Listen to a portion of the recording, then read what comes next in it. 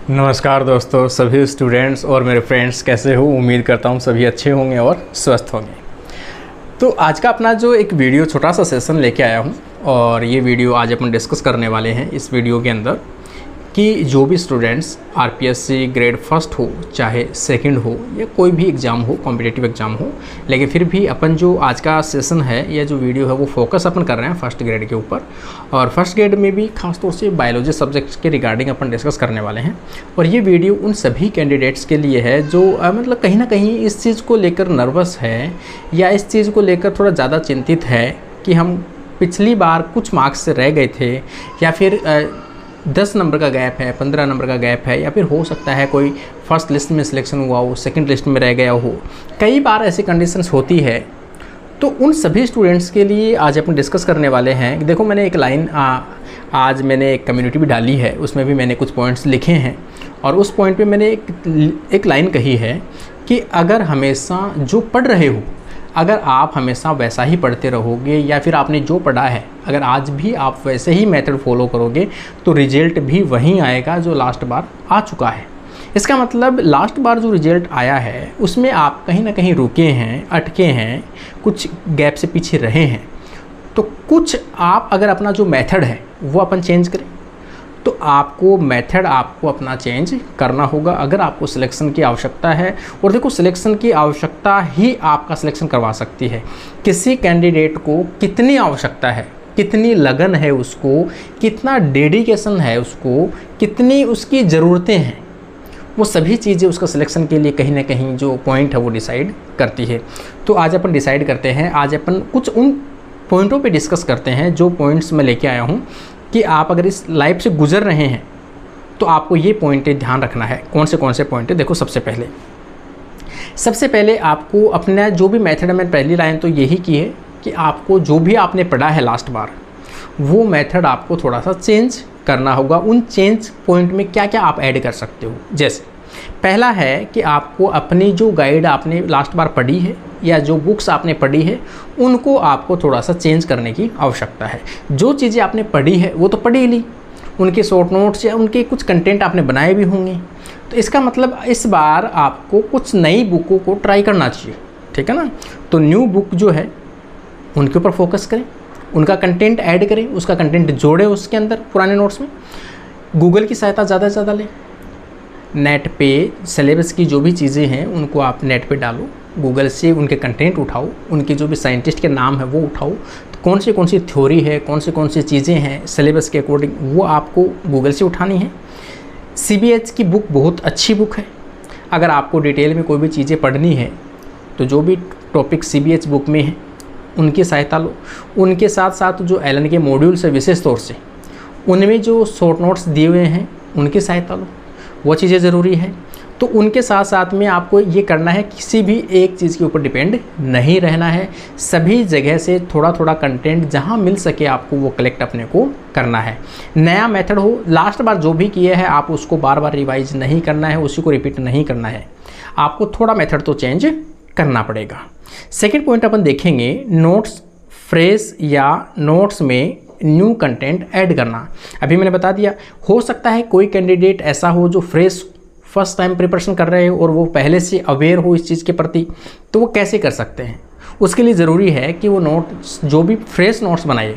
Fresh notes का मतलब है कि सिलेबस की लाइन टू लाइन आपको लेना है, प्रत्येक टॉपिक की डिटेल आपको शॉर्ट नोट्स में ऐड करनी है जो आपको याद नहीं है, जो लास्ट ईयर में क्वेश्चंस पूछे गए हैं उन सभी को कंटेंट को ऐड करते हुए, ठीक है ना। तो न्यू कंटेंट और पुराने अगर आपके पास नोट्स हैं तो उनमें नया कंटेंट ऐड करना ना भूलें।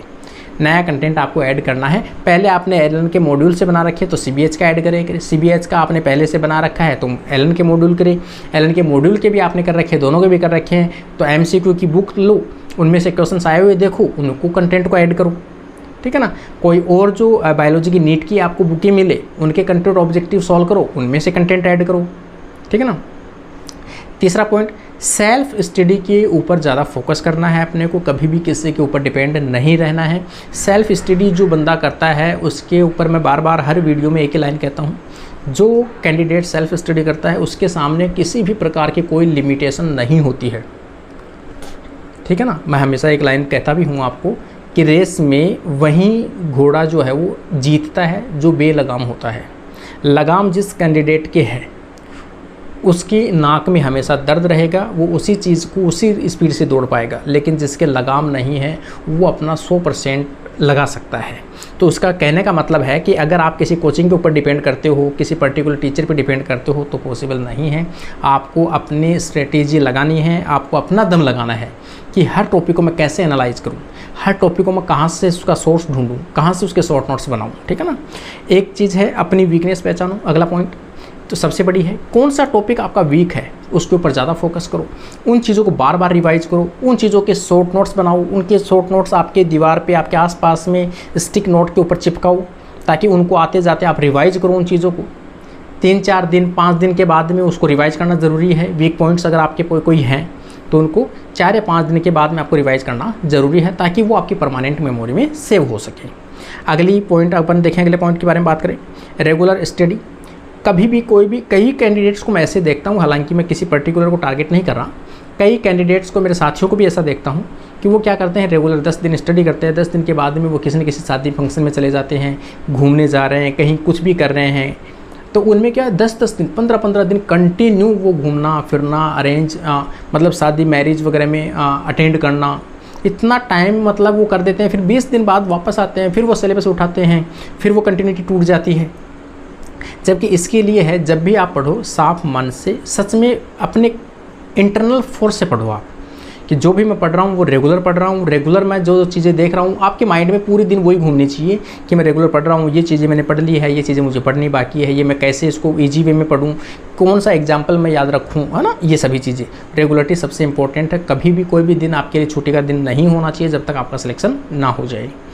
अगला अपन देखेंगे पॉइंट, सिलेबस की लाइन टू लाइन कवर करनी है। ये मैं आपको हर बार कहता हूँ, सिलेबस की लाइन टू लाइन, कोई भी सिलेबस में ऐसा पॉइंट नहीं होना चाहिए जो आपको उसकी फुल फॉर्म ना आती हो, उसके बारे में आपको डिटेल ना पता हो, उनके बारे में कोई एग्जाम्पल ना पता हो।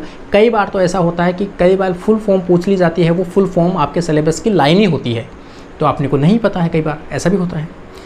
अगला देखेंगे अपन पॉइंट, प्रत्येक टॉपिक के MCQ सोल्व करें। सिलेबस की कोई भी टॉपिक को, किसी भी यूनिट का टॉपिक को भले ही आपको आता हो तो भी उस टॉपिक के जब आप थ्योरी पढ़ो उसी के साथ उसके MCQ ज़रूर सोल्व करो, चाहे वो नेट से करो, चाहे गाइड से करो, चाहे बुक से करो, कहीं से भी करो, आप जो जहाँ कंटेंट मिले वहाँ से करो, लेकिन प्रत्येक टॉपिक के MCQ सोल्व होने ज़रूरी है। तभी आपका कॉन्सेप्ट ये क्लियर होगा कि इस टॉपिक में से कौन से क्वेश्चंस आते हैं, किस प्रकार के क्वेश्चंस इस टॉपिक में बनते हैं और क्या मैं इनको कर पा रहा हूँ या नहीं कर पाऊँगा। अगर एग्जाम में ऐसी कंडीशन आई तो वो सेल्फ एनालाइज भी हो गया ना वहाँ पे कि आप ऐसे कर पाओगे या नहीं कर पाओगे। ठीक है ना। MCQ वेरी वेरी इंपॉर्टेंट है।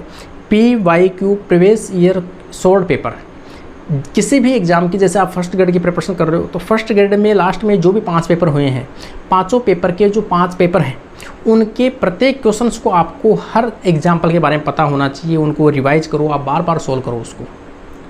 ठीक है ना। किसी ने यूट्यूब पे सोल्व करवा रखा है तो वहाँ से देखो, उसको खुद सोल्व करो, और सोल्व जब करते हो तो उनका जो ऑप्शन 4 ऑप्शन है, 4 ऑप्शन के ऊपर नज़र डालो, उनके ऊपर शॉर्ट नोट्स बनाओ कि क्या चीज़ें हैं।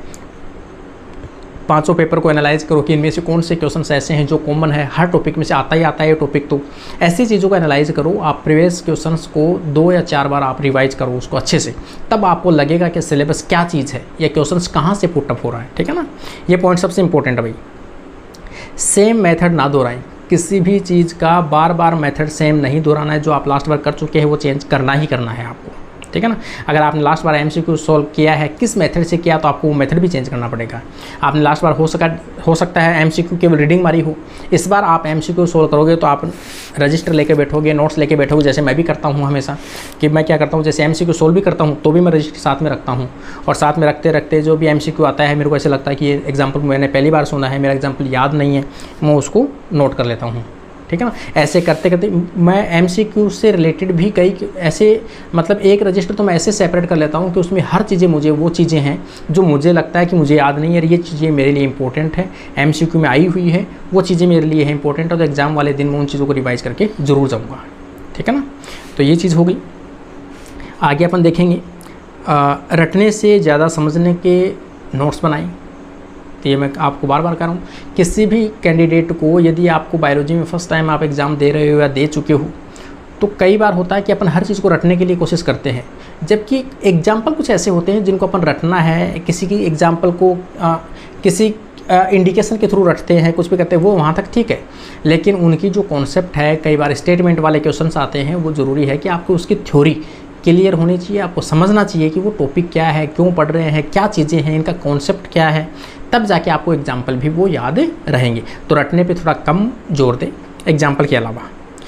आगे अपन देखेंगे अगला पॉइंट, शॉर्ट नोट्स को कम से कम 4 या 5 बार रिवाइज करें। जो भी आपने देखो, मैं आपको कहूँ, जैसे मान लो कि मैं फर्स्ट ईयर की बात कर रहा हूँ, यूनिट फर्स्ट है, यूनिट सेकंड है और यूनिट थर्ड है।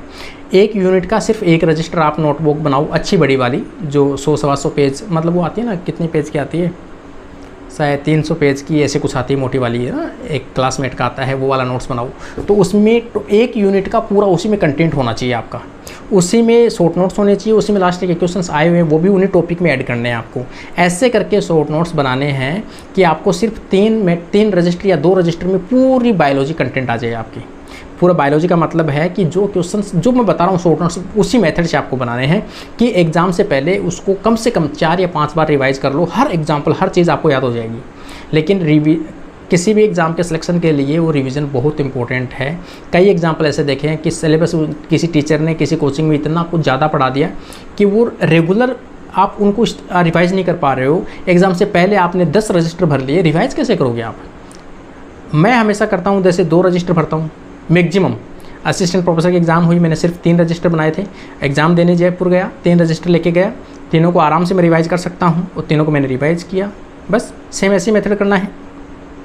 आगे अपन देखेंगे, प्रत्येक टॉपिक को 2 या 3 जगह से पढ़े और नोट्स बनाए।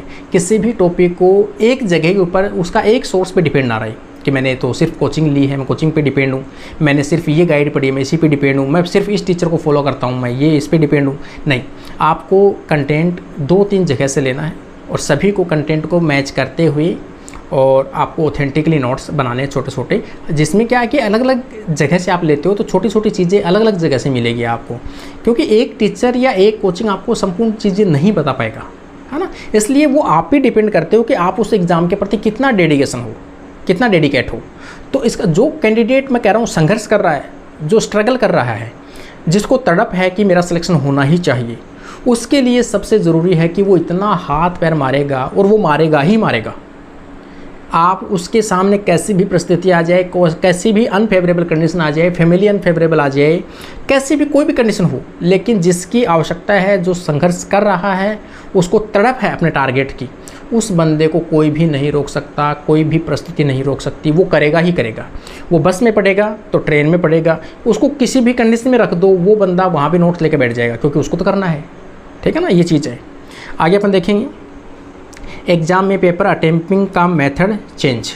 आपने लास्ट बार एग्ज़ाम में कैसे आपने अटेम्प्ट किया है, उस मेथड को आपको चेंज करना पड़ेगा। आपको ये देखना पड़ेगा, अगला पॉइंट देखो, इसी में मैंने डाला है, आपको ये देखना पड़ेगा कि लास्ट कट ऑफ कितनी गई थी, कितने क्वेश्चंस अगर आप करते हो तब आपको कितनी कट ऑफ बनेगी, उनमें से आप कितने क्वेश्चंस नेगेटिव मान के चलते हो, मैक्सिमम नेगेटिव मान के चलो। इतने नेगेटिव अगर होते हैं तो भी मेरे कट फिट कितने आने चाहिए, ये आपके ऊपर डिपेंड करता है, आप एनालिसिस कैसे करते हो। ठीक है ना। और जो भी लास्ट कट ऑफ है उससे 20 से 30 नंबर आप ज़्यादा मान के चलो, 30 से 40 नंबर ज़्यादा मान के चलो। कंपटीशन बढ़ रही है और मैं हमेशा ये कहता हूँ कि आज के टाइम पे सिर्फ पढ़ने से काम नहीं चलेगा, या फिर अपन कहें दौड़ रहे हो, दौड़ने से भी काम नहीं चलेगा। आज के टाइम में जीतता वही है जो तेज़ दौड़ता है। ठीक है ना, दुनिया दौड़ रही है, दौड़ने वालों की नहीं जीत होती आजकल। आपको तेज़ दौड़ना पड़ेगा, तेज़ फास्ट भागना पड़ेगा, तब जाके आपको रेस में कहीं ना कहीं एक जगह मिल पाएगी। ठीक है ना। तो आपको याद रखना है कट ऑफ का हमेशा कि लास्ट कट ऑफ क्या थी, मुझे 40 नंबर प्लस करके चलना है, तब आपका सिलेक्शन होगा, वो भी नेगेटिव काट के।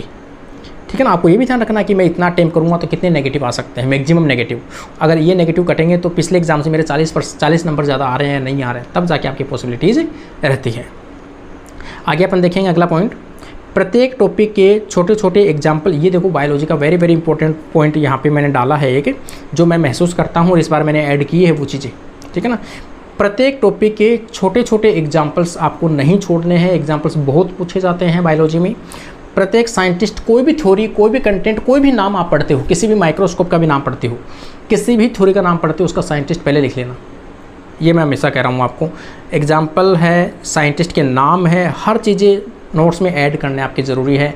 एग्ज़ाम से पहले भी आप जब रिवाइज करो, प्रत्येक थ्योरी का आपको साइंटिस्ट का नाम याद रखने हैं।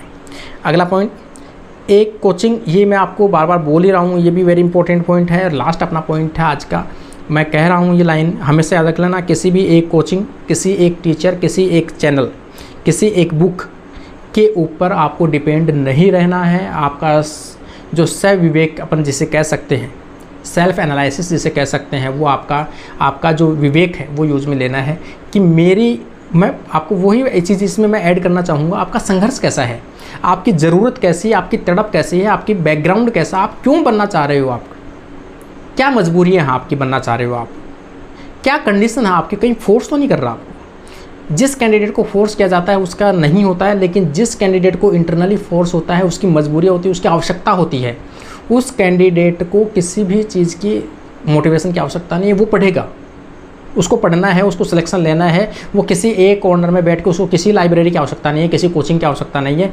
वो एक कॉर्नर में बैठकर, एक घर में बैठकर भी पढ़ सकता है, एक टाइम का खाना खाकर भी पढ़ सकता है। उसका सिलेक्शन होगा, 100% होगा, लेकिन अंदर उसकी आग या उसके अंदर तड़प होनी ज़रूरी है। इसी मेथड को अगर आप फॉलो करोगे तो मैं कह रहा हूँ आपको कि आप खुद के ऊपर डिपेंड करो कि मैं कैसे पढ़ सकता हूँ, कैसे मेथड अप्लाई करूँ मैं, कि हर टॉपिक मुझे पता हो, ठीक है ना। तो वही मैंने जो ऊपर बताया, आपको बुकों से पढ़ो, शॉर्ट नोट्स बनाओ, गूगल से सर्च करो, यूट्यूब से सर्च करो, कोचिंगों पे डिपेंड मत रहो। मैं अभी भी बार बार कह रहा हूँ, अगर कोचिंगों पे डिपेंड होते तो आज हर कोचिंग में 200-400 बच्चे बैठे हैं, सिलेक्शन उन्हीं का होता। लेकिन फिर भी आप कभी भी आंकड़ा निकालें ना, कोचिंगों से सिलेक्शन नहीं होते हैं, कोचिंग में सिलेक्शन 2-4 के होते हैं। इसके अलावा उन कैंडिडेट का सिलेक्शन होता है जो आपको पता भी नहीं होता कि उसने तैयारी कहाँ से की है, क्योंकि वो कैंडिडेट तैयारी कहीं से नहीं की, उसने सेल्फ स्टडी की है, और सेल्फ स्टडी में वो खुद एनालिसिस किया उसने हर चीज़ को, छोटी छोटी चीज़ों को। तो ये मैंने कुछ पॉइंट्स आप लोगों के लिए विशेष तैयार किए थे आज। उम्मीद करता हूँ आपको पसंद आए होंगे। इसी लाइन को आप ध्यान में रखना कि आपको खुद को ही पढ़ना है, कोई आपको कुछ नहीं करके जाएगा, कोई हेल्प नहीं करेगा, कोई सहायता नहीं करता है इस दुनिया में।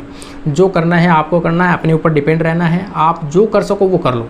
पढ़ने में कभी लिमिट नहीं होनी चाहिए। कई बच्चे ऐसे पूछते हैं कॉमन क्वेश्चन, सर इतना कितना पढ़े इस टॉपिक में। भाई पढ़ने की कोई लिमिट नहीं है। आपको सिलेबस में लाइन है, उस लाइन की ए से जेड तक आपको पता होना चाहिए। हर एग्जाम्पल, उसका क्लासिफिकेशन, छोटी छोटी चीज़ें सब पता होनी चाहिए आपको। इस मेथड से अगर आप पढ़ोगे तो मैं कह रहा हूँ बहुत अच्छे नंबरों से आप पास होंगे। 100% आपकी सीट एक फिक्स हो जाएगी। तो ये मेथड मैंने छोटे से आप लोगों के लिए शाम को आज बैठा तो, और मैंने आपके लिए कि ये मोटिवेशनल लाइंस, ये सभी चीज़ें मैंने लिखी है कि जो उसका किसी स्टूडेंट को आवश्यकता हो, किसी स्टूडेंट की लाइफ बन जाए, किसी स्टूडेंट की लाइफ बदल जाए। तो इसी उम्मीद के साथ, इसी मोटिवेशन के साथ में आज की सेशन जो है वो अपने कंप्लीट करते हैं।